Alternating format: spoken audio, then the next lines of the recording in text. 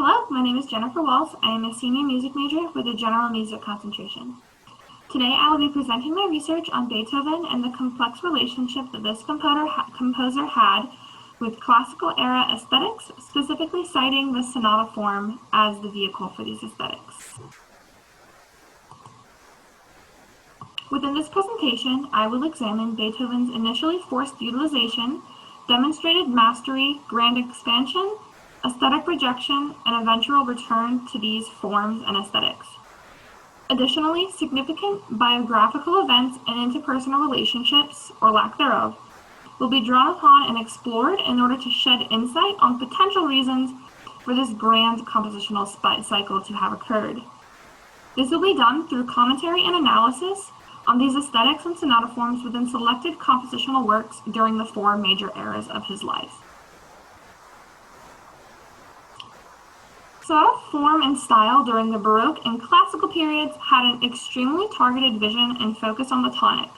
However, when moving into the Romantic period, where dissonant intervals were welcomed more readily into the musical style, the system began to get less defined.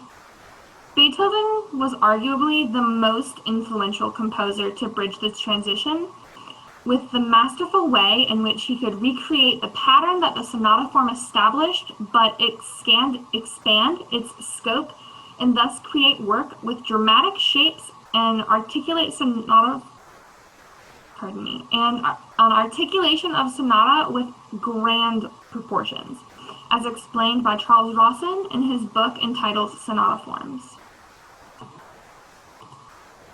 Before discussing the elements of Beethoven's work that utilize sonata, a definition and baseline understanding must be established.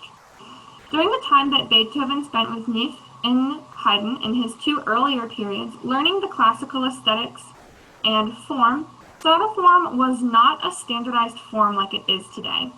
It was more a compilation of procedures that were taught to explain the function of long sections and their relation to tonic stability and a resolution of dissonance.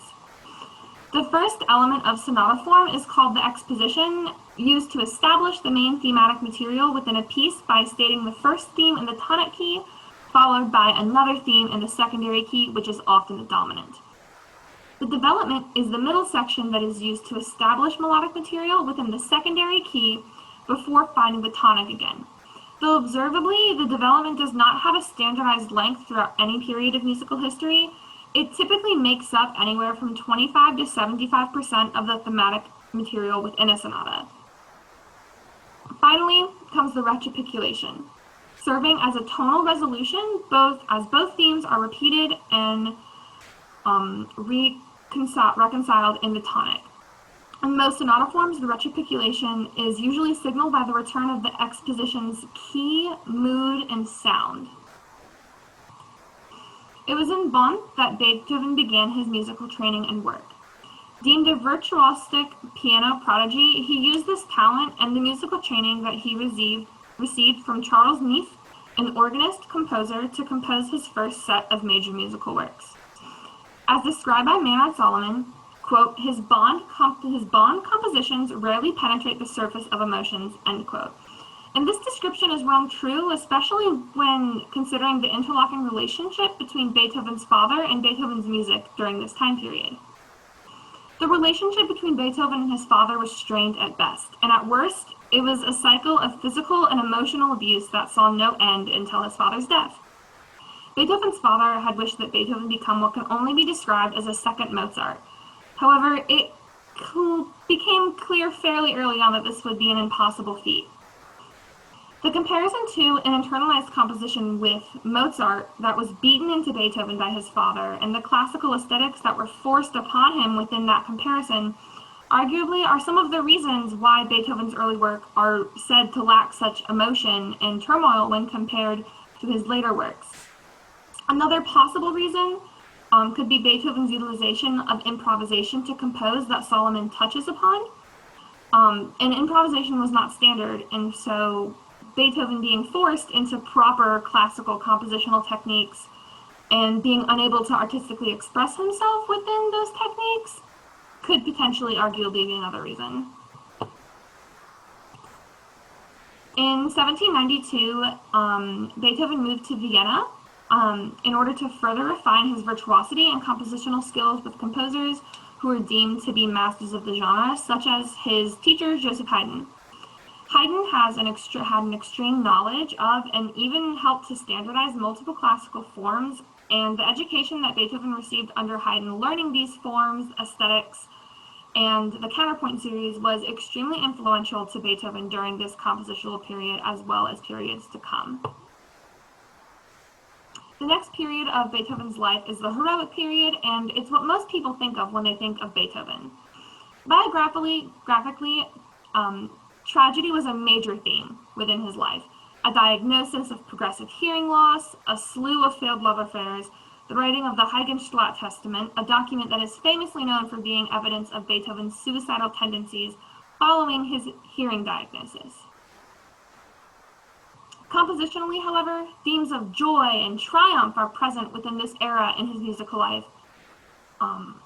When we see Beethoven begin to break away from using the rules of classical aestheticism, as we do see within this area. Symphony number 3 in E-flat, the Eroica, is one of the most representative pieces of this era. This symphony was very unusual at the time in multiple ways. For starters, the music itself was heavily emotional and used really progressive harmonies and demonstrated a mastery within sonata form through a grand expansion of the work. The first movement itself is 700 measures, and within that 700 measures, there's a 250 measure developmental section. This grand expansion of the form and its success arguably could be the first indication of the future effect that Beethoven would have on Romantic composers and aesthetics.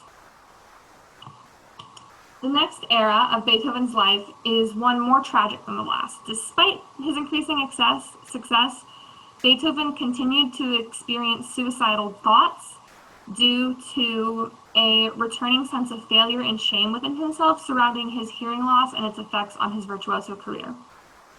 Beethoven gave his last public piano performance in January of 1815, where critics and audience members confirmed that it was apparent Beethoven at this point was not just hard of hearing but clinically deaf. One audience member in particular cited about the forte passages being played such that he was pounding on the keys so hard that the strings within the piano itself were bouncing everywhere, and the piano passage were so softly that he was missing entire notes and phrases, and the music was unintelligible to the audience. A second tragic event that happened within this year was in November of 1815 with the passing of his brother. After the passing of this brother, a power struggle between Beethoven and his brother's widow, Joanna, erupted over the guardianship of Beethoven's nephew, Karl, who was 9 years old at the time. All throughout the next coming years, Beethoven would show a great drive to remain the sole guardian of Karl, but in the end, relinquished guardianship over Karl after he attempted an act of suicide. The tumultuous relationship with Beethoven, including physical abuse and emotional manipulation on multiple occasions, is what Karl cited to police as the reason for his attempted suicide in 1826. There is some salient formal significance to Beethoven's return to more classical aesthetics in his final period, given the situation that arose with his nephew Karl. This situation in his latest period could be viewed as a role reversal. Beethoven had strict expectations of Karl and was willing to use acts of physical violence in order to enforce those expectations, just as Beethoven's father had with him. One could view this as a return to Beethoven's early life despite the role reversal, where he relies heavily on classical aesthetics in order to survive within the household of his father. This observation justifies the observation that we will make in this latter era with his music, with Beethoven beginning to return to these classical aesthetics in works such as his Piano Sonata No. 29, Hammerklavier. Rawson and other theorists note that the obsessiveness and disparity that you can hear within the sonata marks a turning point for Beethoven as a composer. This commentary provided by these theorists on Beethoven's mastery of sonata within his late work provides large context of what appears to be a free, very melodically and harmonically progressive work actually remains closer to the style and the forms that appear within the classical period Beethoven began in. This recreation of sonata within his later works that theorists cite is what laid the foundation for Romantic composers such as Brahms, Wagner, and Berlioz to pick up and evolve the sonata form where Beethoven had left it upon his death. Though multiple questions and arguments can be made regarding Beethoven's intentions with expanding sonata form, for example, did Beethoven know and understand the boundaries of the form in which he was breaking, and was the breaking of these intentionally to make a point to definitively reject the classical aesthetics of the first Viennese school that he had learned so early in his career from Haydn, or was Beethoven simply being himself within his composition? Did Beethoven in the latter years of his compositional career come to an understanding that as a deaf composer, he was already going against an expectation that society had placed onto him, and given that understanding that he decided the best way to separate himself from that expectation would be to completely be himself in composition despite his utilization of sonata form?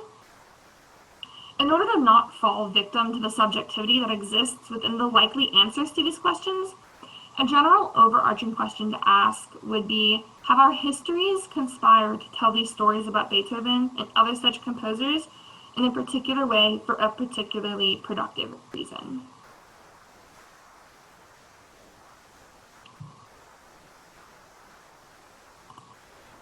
This question, amongst others, is a lot of the,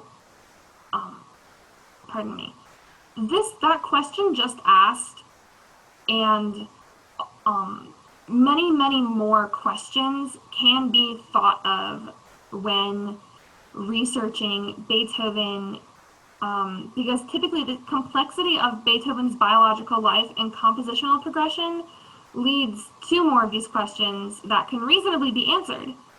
The most significant perhaps being, what does Beethoven's relationship to sonata form tell us about our contemporary understanding of aesthetics and about our desire to understand? And the answer to this particular question is subjective to the historical information that the individual has been giving on Beethoven. However, citing the information received as a result of this exploration, an incomplete answer can be concluded. Beethoven's relationship with sonata form tells us that aesthetics are highly malleable, and that in order to truly understand, as Beethoven understood sonata form, experimentation is required. Beethoven, writing in sonata form in his Bonn and Vienna era, demonstrated that he had an understanding of sonata form. However, his true understanding and mastery was shown and demonstrated through experimentation and expansion of the sonata form. Though the initial purpose of this exploration was to identify Beethoven's relationship with sonata forms and classical aesthetics, it has since evolved to serve as an intellectual launching pad to answer these formulated questions more completely for further research on Beethoven. And these incomplete answers to the questions provides a framework in order to do that within. And here's a bibliography of my sources for both the paper and the presentation. Thank you so much for allowing me to present my research. I appreciate it. I hope you have a wonderful rest of your day. Thank you.